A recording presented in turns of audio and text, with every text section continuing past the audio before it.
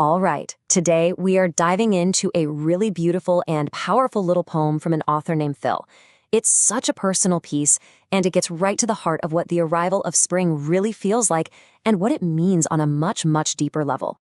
Right out of the gate, the poem opens with this incredible line. And honestly, this is the core of the entire piece. It's so simple, but it tells you everything you need to know, setting up this amazing, joyful tone that we're going to unpack. Okay, so let's talk about the real genius of this opening line. It's the double meaning, right?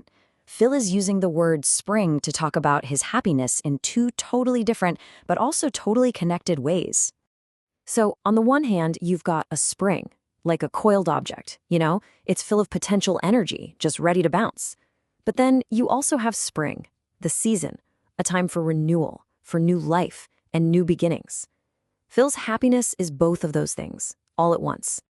And here is where that physical idea of a spring just comes to life. This isn't some vague internal feeling.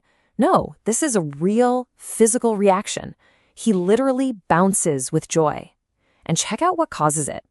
Seeing the people who matter most to him.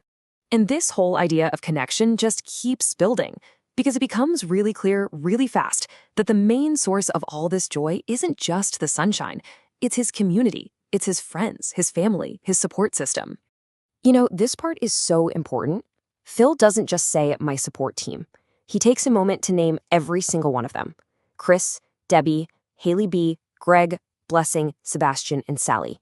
By doing that, he's showing us that these aren't just roles. They are real individual people who are absolutely essential to his happiness.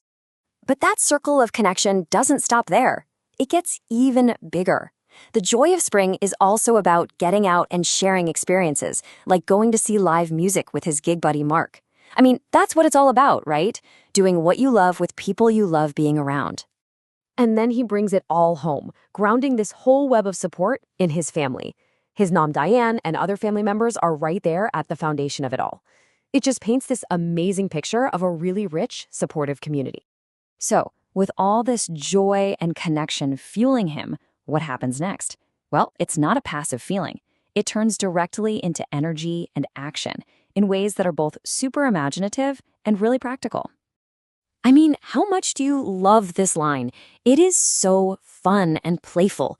It takes that feeling of pure energy and connects it to this amazing pop culture image of literally bouncing around on super-powered springs. Go-go gadget joy. It's perfect. And then, just like that, he brings that incredible energy right back down to earth. He channels that same bouncy feeling into something totally real world. Spring cleaning. It's this perfect marriage of feeling that energy on the inside and then actually using that energy on the outside. And of course, you can't talk about the feeling of spring without talking about the season itself. Phil does such a great job of connecting his own internal happiness to the world reawakening all around him. He gives us this simple but, man, what a powerful image. Seeing those crocuses pushing up through the dirt. For so many of us, that's it. That's the first real sign that winter is finally over. And it perfectly mirrors his own sense of renewal. And to make that whole experience complete, he adds the soundtrack. It's not just about what he's seeing, it's what he's hearing. The birds are back, they're singing, and it just adds this whole other layer of life and optimism to his world and to his mood. So, this is how it all comes together, you see? All these different pieces start weaving into one big picture. It's not any single thing. It's the people, it's the energy, it's nature coming back, and it all combines into one massive, powerful feeling. And this line just brings it all home. This is the poem's ultimate takeaway. After looking at all the different parts of his joy, the people, the action, the season, it all boils down to this one simple, profound statement. Spring makes him feel good and happy. Period. So as we wrap this up, the poem kind of leaves us with a question to think about. Phil has just shared all the things that bring him that feeling of renewal and joy. So it makes you wonder, right? What makes you feel like a spring?